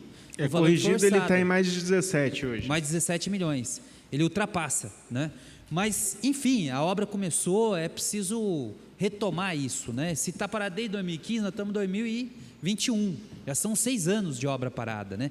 E essa obra é importantíssima ali para a região, não tenha dúvida. Para que a gente saia desse assunto também, ô Celso, eu queria dizer para você que quando a gente aprovou aqui o empréstimo do CAF, existiam vários investimentos com relação a parques, né? Inclusive um deles é aqui próximo, né? A Prainha, uma revitalização. Eu também gostaria de saber qual que é o prazo para a conclusão dessa obra, qual que é o horizonte dela. Bom, nessa mesma ação que impede os estudos, os projetos e obras da ligação da Castelo Branco com a Lucas Nogueira Garcês, também está o segundo trecho da ligação da Sebrae com a Estrada Velha de São José. Então, o DR vai retomar agora, nos próximos meses, a ligação da Sebrae, né, da Avenida do Cristal, a Nilo Máximo, saindo em frente ao Sindicato Rural, e a ideia é que a Prefeitura fizesse, via empréstimo do CAF, saindo da Sebrae e chegando até a Estrada Velha de São José, a Geraldo Scavone, na altura do condomínio Viva, ali naquela rotatória, na descida do Vila Branca. E para que as pessoas que estivessem ali na região do Rio Comprido, Santa Paula, tivessem acesso à Estrada de Santa Branca, Colônia, né, Colônia, Paraíso, todos os bairros do entorno da Nilo Máximo, sem passar pelo centro da cidade. Essa obra E também o asfalto da Eugênio Bicudo, que é a ligação da Maria Amélia ao Campo Grande. Essas 3 obras viárias estão suspensas pelo Ministério Público e pela Defensoria. Na sequência, os parques, tanto o Horto quanto a Orla do Rio Paraíba, o Horto Viveiro Municipal, Orla do Rio Paraíba, o parque ao lado, o Parque Linear ao lado da ponte e o Parque Linear do Tanquinho, né, onde teria um campo de futebol grande, porque é uma área que é ali próxima ao Vila Ita, que comportaria. Esses 4 parques também estão suspensos nessa mesma ação. Então, a gente está na dependência de uma autorização, de uma negociação com o Ministério Público e Defensoria para poder viabilizar esses outros projetos. Ótimo. Vou para a minha penúltima pergunta, Celso. Eu toquei nesse assunto porque Jacareí, né, nós desenvolvemos, a cidade se desenvolveu bastante, principalmente na região leste, né? Se pegar Salvador, Parque dos Príncipes, Jardim Santa Marina, é uma região, acho que tem mais densidade demográfica, talvez. Região leste é a maior região do município, tem 90 mil habitantes. Mais que o centro, até? Mas o centro tem 38 mil habitantes. Ela passou, é quase, né? 3 vezes, a região leste é quase 3 vezes mais populosa do que o centro da cidade. Exatamente, por essa razão que eu estou te colocando, porque aquela região também merece, né, um espaço de lazer que tenha dimensão regional, né? A gente pega, por exemplo, o Parque da Cidade, é um espaço bacana, um espaço que pessoas vêm de todos os lados da cidade para frequentar. Eu acho que a região ali, ela também merecia um equipamento dessa magnitude, né? Para que as pessoas possam fazer sua caminhada, em que pese ter alguns equipamentos ali espalhados, mas precisa de um parque do tamanho da necessidade daquela região. E também, eu estive no 1º de maio, ali, e o Alvorada, você sabe que entre o Alvorada e o 1º de maio, você tem um espaço que equivale ao Cedrinho, na minha opinião, do Parque Santo Antônio. Quem lembra do Cedrinho? Era um lugar onde se jogava lixo, né? Você morou, inclusive, lá próximo, né? Eu nasci e criado lá. Nasceu e criado no Parque Santo Antônio, né? Nascido e criado lá. E aquele lugar se transformou, né? Tem quadra de futebol, pista de caminhada. E eu acho que essas 2 regiões, hoje, elas precisam desse tipo de equipamento. E já se pensou em remanejar esse recurso do CAF para a gente deslocar um pouco, né, esses investimentos na região central e também atingir essas regiões que precisam desses equipamentos? A gente ofertou à Defensoria e ao Ministério Público que se trocasse os parques lineares do Rio Paraíba, não a Orla, mas o parque em torno da Terceira Ponte, por 7 áreas de lazer espalhadas pelo município, num porte de qualidade semelhante ao Parque dos Eucaliptos, do Caçununga ou do Parque da Cidade. Essas áreas eram, na região que você falou, na região leste, a gente tem o Marquês, tem 5 mil metros quadrados, onde hoje a gente está fazendo já a Areninha, né, que é um society lá no Marquês, mas essa é uma das áreas para terminar de revitalizar ali. O acesso ao Jardim Paraíso, em transformar num parque linear, todo aquele acesso ali desde Danilo Máximo até os prédios da MRV, e onde a prefeitura fez uma pracinha, né, e fazer todo o contorno do córrego que tem lá. E também no Cidade de Salvador, ali aquela área verde grande que tem ali na altura da Rua Cruzeiro, né, na divisa do Cidade de Salvador com o Parque dos Príncipes. Ali tem uma área verde grande, muito bonita, por sinal, que pode ser apresentada. Nessa região, a gente ofereceu essas 3 áreas. Também oferecemos fazer um campo de futebol no Vila Ita, né? Não mais um parque, mas um campo com bastante questões de esporte e lazer. Imperial também oferecemos. O Caçununga, né? E essas eram as áreas que a gente ofertou, né, para a Defensoria e Ministério Público. Deixaríamos esse parque, né, mais central e investiríamos na periferia, nessas áreas que, muito bem você lembrou, são bairros extremamente populosos, onde você tem uma população até com maior nível de vulnerabilidade, que poderiam ter uma atividade de lazer e recreação mais próxima da sua casa. estamos também aguardando a definição desse TAC final para retomar essas obras e também poder redirecionar esse recurso para essas áreas mais vulneráveis. Legal. Por fim, eu quero aqui fazer uma reivindicação, né, não só em meu nome, mas de vereadores que também compõem essa casa e também compuseram na outra legislatura. Nós aprovamos o projeto de emenda impositiva, né, como é de seu conhecimento. Eu reconheço que o prefeito Isaías foi republicano ao não tentar vetar esse projeto, né, ao não tentar criar embaraço, porque quando se aprova um projeto desse, você mexe no orçamento do município. E geralmente o prefeito quer ter todo o controle sobre o orçamento, né? Eu falo aqui em termos gerais. Foi aprovado, mas várias das emendas impositivas que constam nos orçamentos não foram efetivamente realizadas, né? Eu estive aqui também na audiência da Secretaria de Saúde e grande parte delas são alocadas no orçamento da saúde. Uma justificativa que não é plausível, e eu vou te colocar o porquê não é plausível, que foi justificado que a saúde começou a gastar mais com a pandemia, e por isso essas emendas impositivas não foram efetivamente realizadas. No entanto, as emendas impositivas que eu falo são de 2019, né? E a gente sabe que a pandemia iniciou no ano subsequente. Agora fez um ano, né? A pandemia foi em março, né? Acho que é março que... Março de 2020. 2020. E essas emendas eram para ter sido realizadas no ano de 2019. A gente sabe que o orçamento é uma peça que pode criar aí uma certa volatilidade conforme o desempenho da economia, mas eu gostaria de saber, né, quando efetivamente essas emendas impositivas serão entregues às entidades. Por quê, Celso? Porque quando o vereador faz uma emenda impositiva, né, ele pensa no problema que essas entidades enfrentam, né? Eu vou dar o exemplo aqui do Hospital São Francisco, que é um hospital referência oncológica, referência à maternidade, que contaram, né, no seu planejamento com as emendas que a gente acabou indicando, e o Hospital São Francisco ainda não recebeu nenhuma emenda impositiva, né, até a semana passada, né, não sei se essa semana houve algum pagamento, mas eu gostaria de dizer que é muito importante, né, que essas emendas sejam respeitadas, porque o vereador, ele e a vereadora, né, ele também quer contribuir nesse processo de construção do município.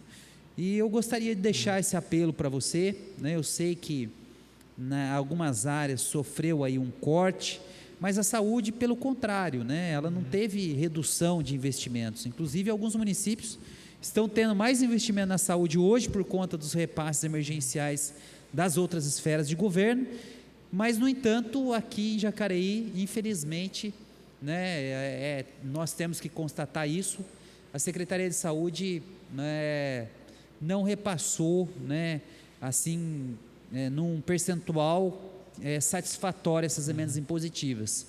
Outras secretarias, por exemplo, com orçamento menor, a Secretaria de Assistência Social, as emendas impositivas chegaram, mas as demais, né, infelizmente houve aí, né, um acúmulo. Nós temos emendas impositivas de 2019, né, que não foram repassadas.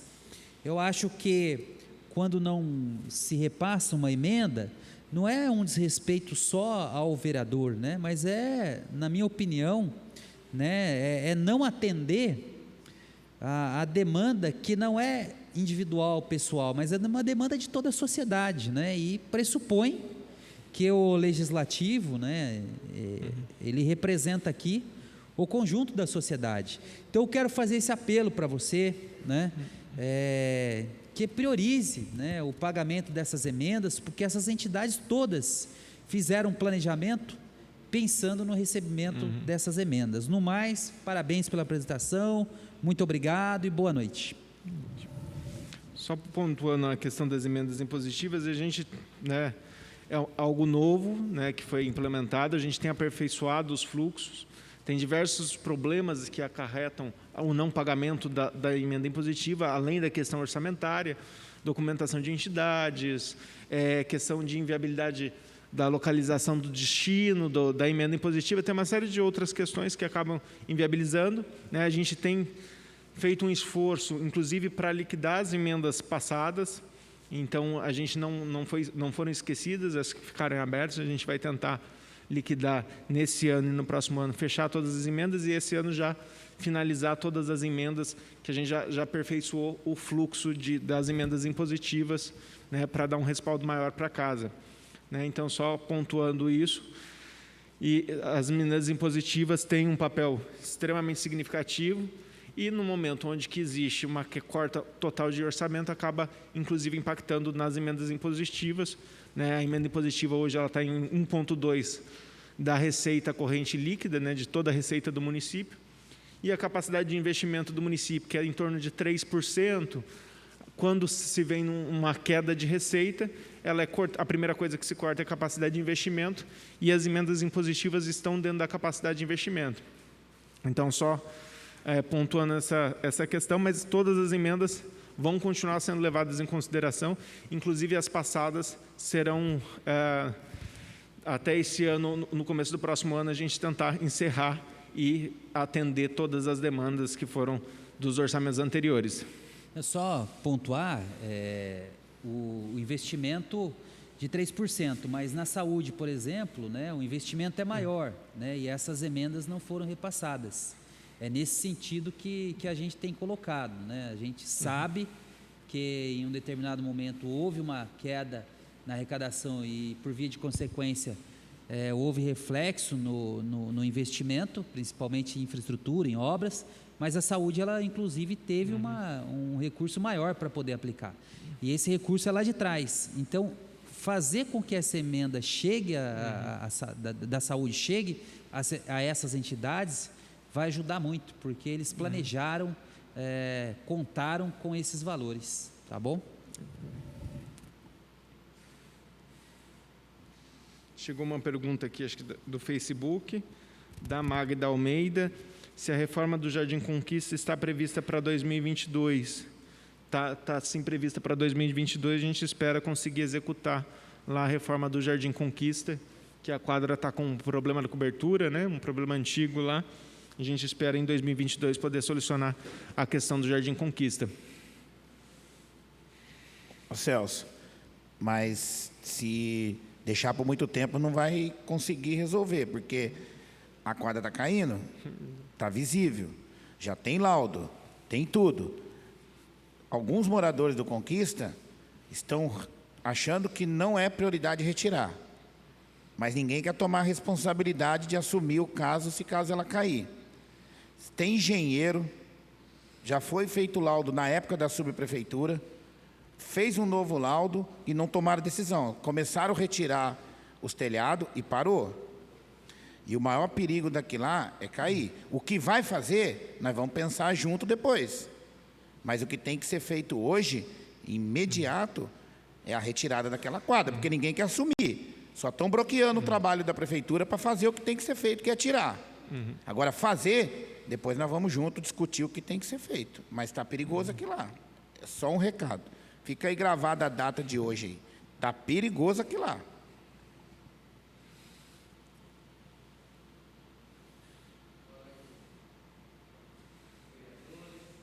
Vereadora Maria Amélia.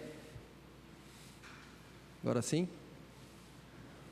Boa noite a todos os vereadores, a vereadora Maria Amélia. Quero cumprimentar, em nome do Celso, cumprimentar o pessoal que trabalha na prefeitura, o Marcelo, todos que hoje estão aqui conosco, e os servidores aqui da casa, e de modo especial aqueles que nos acompanham pela TV Câmara, e em nome da Magda, uma grande amiga, uma liderança lá no Conquista, que acabou de fazer uma colocação, agradecer a participação da população. Quero fazer uma introdução aqui, Celso, que é muito importante quando a gente faz as audiências públicas, não só para esclarecer os vereadores, trazer informações para nós, mas também para fazer com que a população se aproprie daquilo que a gente sonha em fazer. Eu acredito que vocês já tenham discorrido aqui, nós estamos falando de uma das peças orçamentárias, de 3 que são as diretrizes, que é o desenho para que a gente chegue no orçamento do município para 2022.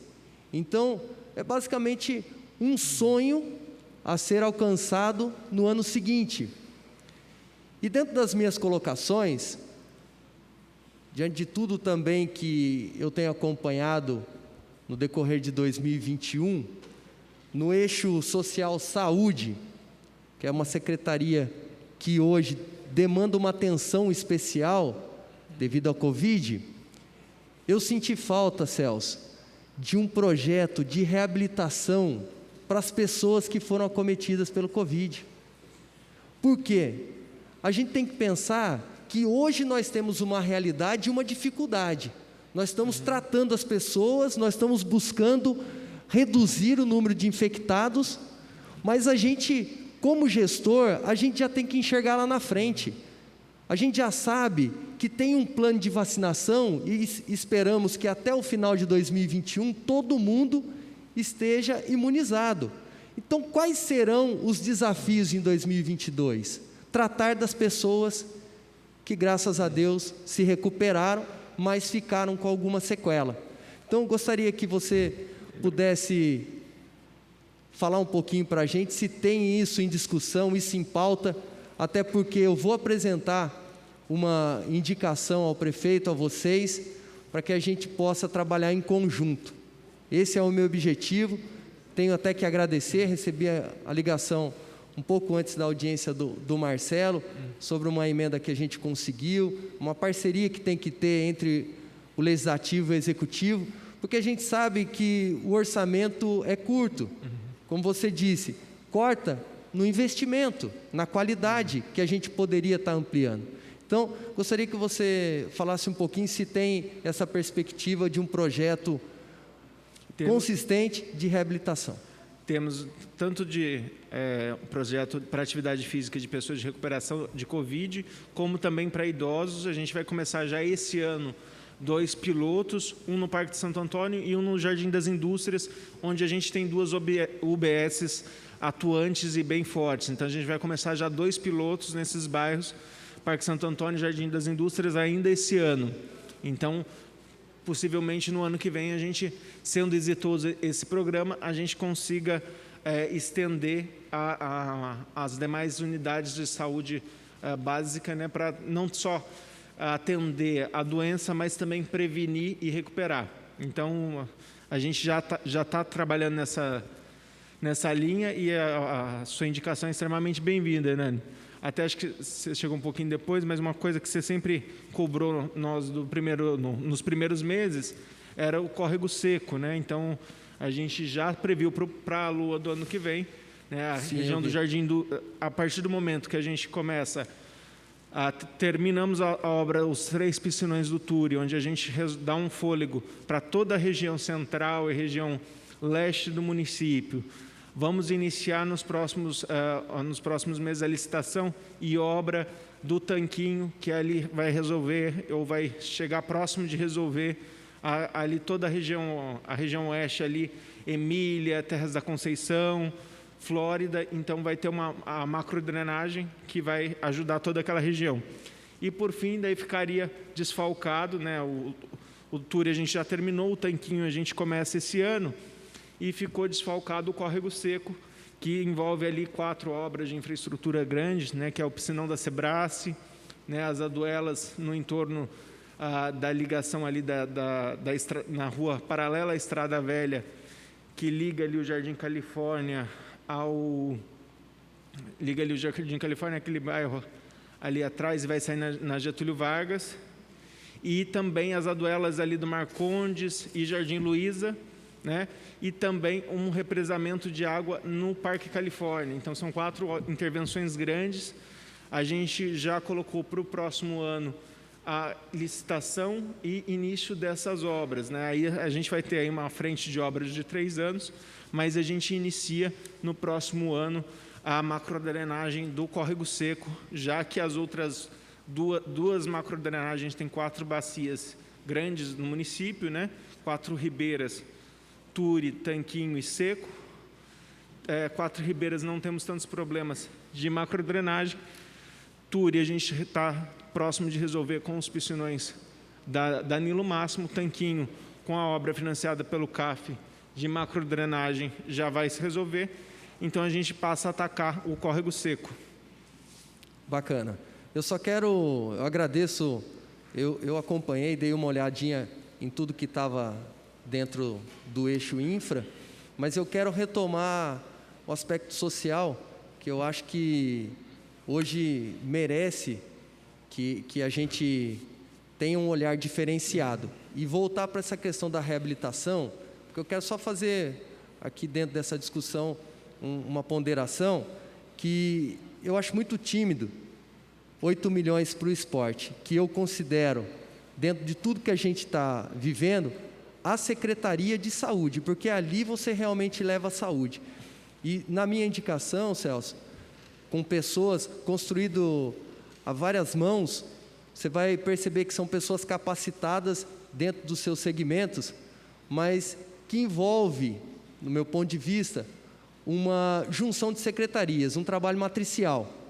E a Secretaria de Esportes, junto com a educação, junto com a saúde, tem muito para contribuir. Mas eu acho tímido esse orçamento de 8 milhões, porque nós vamos ter essa dificuldade de voltar a ter as escolinhas, que a gente fala da iniciação esportiva, nós vamos ter dificuldade de levar as atividades para os bairros, de dança, de alongamento, de caminhada orientada, e até mesmo para o alto rendimento, para a gente valorizar os nossos atletas aqui da cidade. É um orçamento baixo para uma secretaria que vai ter uma importância grande, porque quando a gente está falando dessa reabilitação, eu não só estou pensando no físico, nós temos um sério problema hoje com a população mundial psicomental. Então, as pessoas estão tendo doenças mentais que precisam ser curadas. A depressão é a doença do século. Então, gostaria que vocês olhassem com carinho com relação a isso. Fico à disposição aqui na Câmara para poder ajudar. Não, ótimo. É sempre bem-vindo. Sua pontuação tá perfeita, de que, né, a gente precisa não cuidar só de saúde física, mas de mental também, e o esporte é uma saída para isso.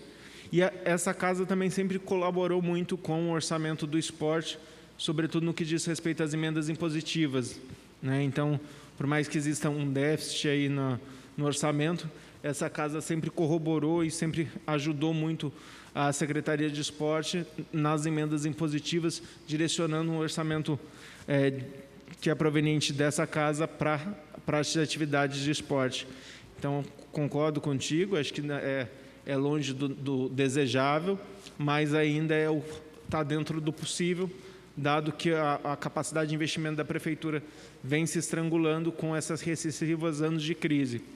Mas essa casa também pode colaborar, e sempre colaborou bastante nas atividades de esporte, direcionando orçamentos da emenda impositiva para a atividade de esporte e lazer. Não só a emenda impositiva, como a vinda de recursos de fora. Você citou a Areninha, e eu quero dar os parabéns ao pastor Rogério Timóteo, que é do nosso partido Republicanos, que conseguiu com o governo do estado um recurso para construir a areninha ali no Marquês, né? Assim como a pista de skate, que a gente também vai conseguir implementar, fruto de uma emenda que eu consegui, de um recurso que eu consegui, mas mudando para o eixo gestão, e aqui ecoando a voz de centenas de servidores que já me procuraram. Eu senti falta também, Celso, de uma valorização para o servidor público num momento tão difícil, e até diante de um aspecto legal, que é a Emenda Complementar Federal 173, 2020, que você muito bem conhece, que congelou o adicional por tempo de serviço, o plano de carreira, a sexta parte, a licença-prêmio. Mas eu gostaria de saber, até porque nós estamos com um percentual baixo dentro do limite prudencial de folha de pagamento, se tem uma perspectiva para 2022 para a gente voltar a recompor pelo menos a perda da inflação, o que foi medido pela inflação, porque a gente não conseguiu fazer isso. Sim. Tá? Não, a gente tem ciência disso, Hernani. São 2 anos que essa emenda ela congelou o plano de carreira, congelou reajuste, reposição inflacionária, congelou qualquer tipo de reajuste. É uma lei federal que proíbe que os municípios façam esse tipo de reajustes ou de recorreção inflacionária, mas isso vai depender do quanto a Receita reagir no próximo ano. Então, se houver espaço, houver um avanço da Receita, né, se a atividade econômica propiciar um crescimento do PIB e isso, consequentemente, virar um aumento de receita do município que permita, isso com certeza vai ser levado em consideração. Agora, a gente ainda tem que ter uma certa cautela, né, antes de assumir um compromisso. Primeiro, a gente precisa que a economia volte a crescer e que a receita municipal volte a se recuperar para que a gente possa, pelo menos, trazer o reajuste inflacionário desses 2 anos que ficaram estagnados o salário de servidor público. Tá, ainda dentro da linha, e para finalizar, do servidor público, até porque eu sou servidor público, eu acho que é natural que o servidor sempre nos procure e busque informações. Tem possibilidade de um concurso amplo, e eu não falo só para a gestão da máquina pública, eu falo em questões previdenciárias, até porque a gente sabe que o sistema, se sai um, tem que entrar outro, e hoje nós estamos deficitários. Sim. E eu que sou analista de benefícios, eu tenho visto muita gente se aposentando, muita gente mesmo se aposentando, e a gente impossibilitado de recompor. Então, eu fico preocupado com a manutenção da cidade, com o funcionamento da prefeitura, assim como com a Previdência. Então, tem possibilidade, e qual seria o prazo para a gente poder realizar um concurso público amplo? Existe um déficit de funcionários em todas as áreas da prefeitura, existe déficit de funcionários. Essa emenda federal também bloqueia esse tipo de contratação, então a gente está seguindo a lei federal, mas como até a resposta anterior ela serve para cá também, né? A gente não pode aumentar o quadro, que consequentemente vai virar uma despesa permanente, sem que haja um respaldo de receita, sem que eu possa arcar com essa receita. Então, até a gente sabe exatamente, a gente tem um diagnóstico de que existe muitas áreas, talvez a totalidade das secretarias tenha déficits de funcionários, né? Nas áreas sociais tem déficits maiores, a saúde está expandindo, né? Está expandindo as atividades na UBS do Flórida, vai abrir a UBS Central, que vai precisar de RH e que precisa ser contratado, né, precisa ser feito concurso. Então, a expectativa é que no próximo ano a gente comece a recompor também o quadro, mas isso sempre calculando o impacto que isso vai ter sobre as contas públicas. Também, como você bem lembrou, o fato de você ter uma redução da máquina e um número muito grande de aposentados, as reformas da Previdência a nível federal fez com que muitas pessoas que poderiam estar trabalhando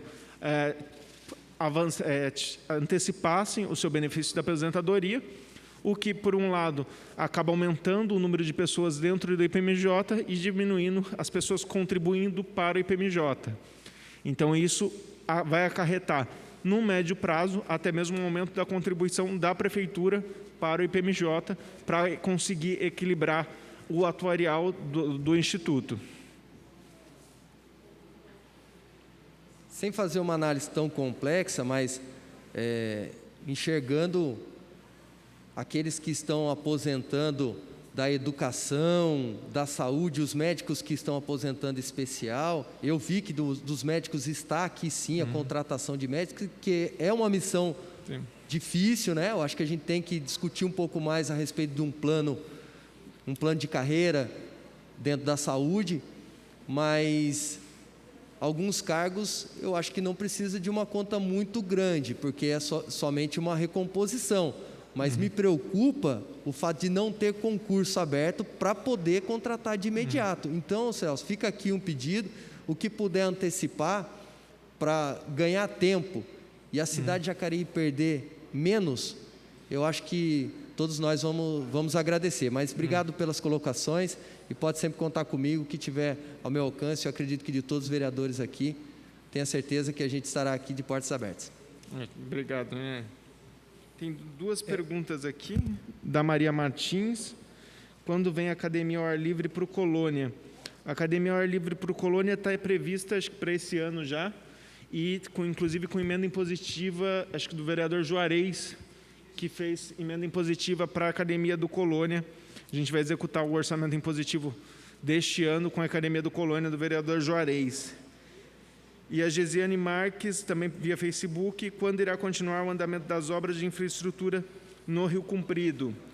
A gente deve iniciar o asfalto da Rua São Paulo, agora no segundo semestre, entre agosto e setembro, e este ano provavelmente a gente termina a Rua São Paulo e faça as outras que estão faltando entre o segundo semestre desse ano e o primeiro semestre do próximo ano.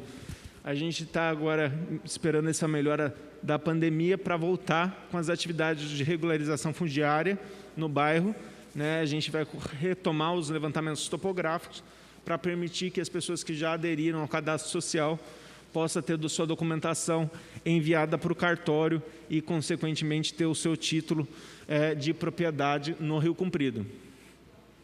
Essas acho que foram as duas perguntas que tinham aqui. Celso, só fazer uma pergunta. Eu estava vendo com respeito, foi falado aí sobre a orla, né, do Rio Paraíba do Sul, e tem coisa que depende muito da CETESB. Porém, em governos anteriores, nós tivemos o desassoreamento do Rio Paraíba e nós temos visto que a vegetação em si, ela tem tomado conta do rio. Sim. Ela está tomando conta do rio, se você vê pela ponte, é uma paisagem completamente desagradável. E temos alguma projeção para esse desassoreamento do Rio Paraíba, esse cartão postal da nossa cidade? Essa é uma das perguntas. Mais uma pergunta que eu tenho. Nós temos previsão de recuperação viária, muito legal. Temos previsão de rede de esgoto para alguns bairros, né, da cidade. Temos aqui alguns projetos de estimativa de investimento em infraestrutura, recuperação viária, enfim.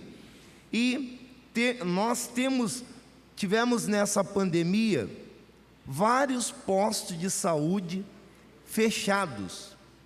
Em plena pandemia, os postos de saúde fechados, as pessoas chegando até o posto de saúde mais próximo da casa dela e não podendo ter acesso ao posto de saúde devido a esses 3 dias que aconteceu aí, esse grande, né, desastre, vamos dizer assim, em torno da saúde.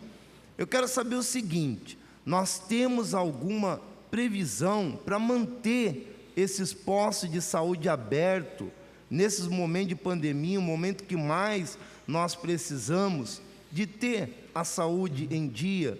E tivemos um local só, a UBS Central, Dr. Telmo, para as pessoas poderem ir. Então, eu quero saber, nós temos alguma previsão para manter esses postos abertos na cidade? Obrigado, pastor. Respondendo a sua primeira pergunta, concordo plenamente contigo. Rio Paraíba é um cartão postal do município, mas ali a gente tem um problema que vai além da CETESB. Além da gente ter o problema junto à CETESB de precisar de licenciamento por intervenção em área de proteção permanente, a famosa APP, o rio, a matéria do sedimento do rio é areia. A areia é considerado um mineral e a sua extração, o desassoreamento, ele é considerado uma atividade de mineração. Então, é necessário licenças junto aos órgãos federais de mineração, porque toda mineração é regulamentada pelo governo federal. Então, além da CETESB, é necessário uma autorização junto ao governo federal para desassoreamento, e o Rio Paraíba em si, ele é considerado uma lavra e já tem uma concessão dessa lavra. Então, existe uma pessoa que é dona ou tem a possibilidade de extração de mineração no Rio Paraíba, no trecho de Jacareí. Então, tem uma série de fatores que complicam, sobretudo por se tratar não só um caso de desassoreação, né, no desassoreamento de interesse nosso, mas é visto legalmente como uma atividade mineradora, e isso dificulta ainda mais o processo de desassoreamento do rio, que tem um problema, a gente tem problema do desassoreamento, inclusive, até atrapalha a captação do SAI, muitas vezes, né? Então, é um problema que precisa ser atacado para o município, mas envolve inúmeras esferas de poder, né? Sobretudo, inúmeras agências reguladoras no nível federal e estadual, que acaba atrapalhando e dificultando muito a viabilização, às vezes tornando até inviável esse desassoreamento. O outro ponto que você abordou é o fato das UBS, né? E um dos problemas que inviabiliza o funcionamento das UBS são os médicos, né? A gente tinha toda a nossa rede pautada nos mais médicos, houve a saída dos cubanos, houve a entrada, né, um substituto dos mais médicos na rede municipal. Esses médicos chegaram, ficaram pouco tempo, saíram. Então, a gente tem um problema sério de médicos para atendimento nas unidades de saúde da família, nas UBSs. O que hoje acontece? A gente está com um concurso aberto, um chamamento público para a contratação de médicos para viabilizar o funcionamento integral das unidades básicas de saúde. E isso indo na direção de tentar resolver esse problema, né, que a gente vai contratar mais médicos, estamos tentando contratar mais médicos generalistas, que são quem atende, né, saúde básica, mas ainda é muito difícil, porque muitos concursos que a gente faz para médico dá deserto no município. Então, temos esse problema na contratação, às vezes tem um concurso aberto, mas o concurso dá deserto, ou o médico que assume acaba ficando pouco tempo, acaba saindo para uma outra proposta de trabalho ou para fazer uma especialização e fica pouco tempo no município. Então, a gente tem tentado, esperamos que esse edital seja bem sucedido para a contratação de médicos para a atenção básica. Acho que é.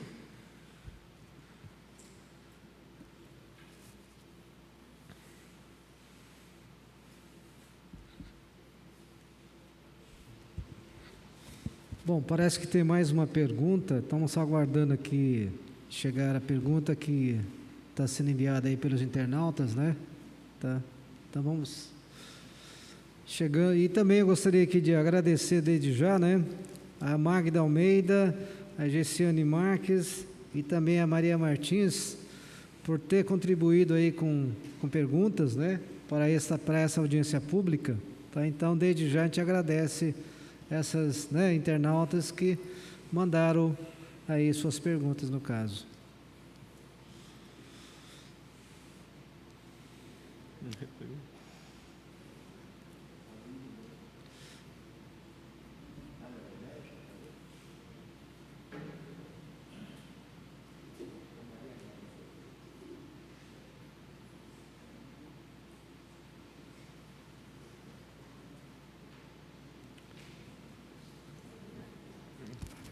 Pergunta da Cláudia Ribeiro, sou moradora do Parque Meia Lua. Com a nova pista de acesso que está sendo feita paralela à Dutra, escute estudo para a mudança da passarela ou melhora no trânsito, viabilizando que muitos moradores atravessem todos os dias para trabalhar do outro lado. Obrigado pela pergunta, Cláudia.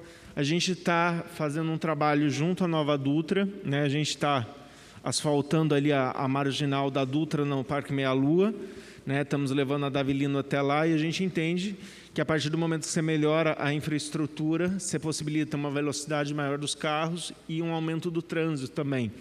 Então, os benefícios também têm suas externalidades negativas. A gente está viabilizando junto à Dutra e a Secretaria de Mobilidade tem estudado melhorias naquela região para diminuir os impactos que essa melhoria de obra de infraestrutura vai causar no bairro. Então, a gente está atento a isso e a gente vai fazer as melhorias assim que a obra estiver próxima da finalização. Celso, a respeito da obra que está sendo feita lá, lógico que vai melhorar e muito a qualidade até de vida daquela região lá.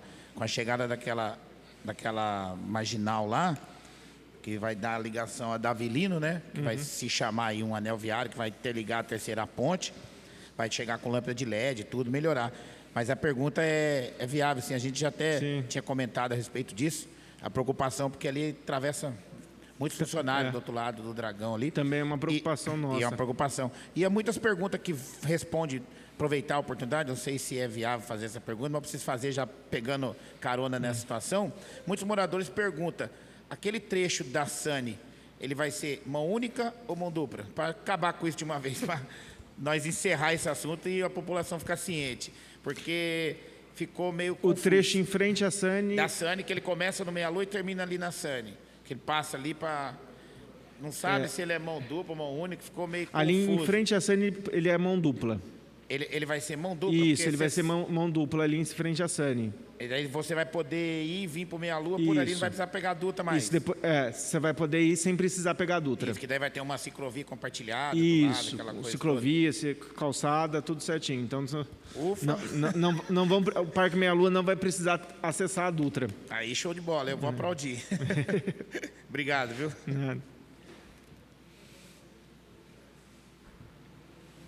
Mais alguém gostaria de tirar suas dúvidas? Bom, eu quero aqui, então, agradecer a presença de todos aqui, né? Eu acho que foi realmente uma audiência bastante produtiva, né? Tá? E outra que é de suma importância, porque nós estamos traçando, né, as diretrizes para o ano que vem. É lógico que, como eu disse anteriormente, né, a LOA virá no final do ano, tá? E nessa LOA realmente virá o orçamento realmente, né, final para o ano de 2022, tá? Então, eu quero aqui, né, agradecer realmente, né, Celso, pela sua presença, muito esclarecedora, né, tá? E também a contribuição dos internautas aí, os vereadores aqui presentes, né, que contribuíram bastante também, tá, para arquitetar realmente essa lei de diretrizes, né? E também agora às 20h01, eu gostaria aqui de declarar encerrada a presente ausência pública e boa noite a todos aí.